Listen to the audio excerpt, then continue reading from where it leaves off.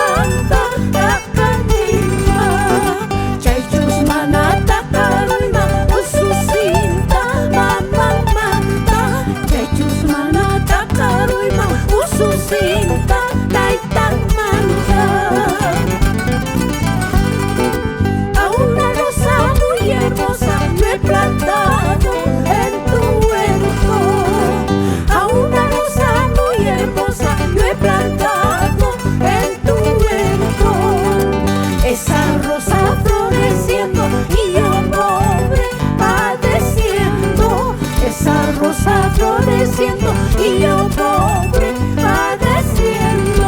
¡Qué bonito!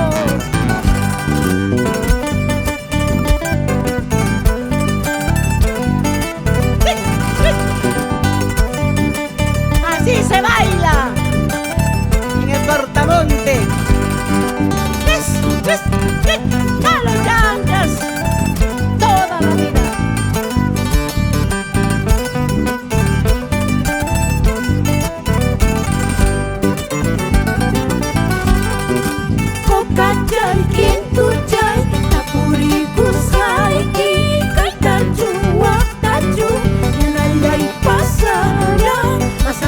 Pasará.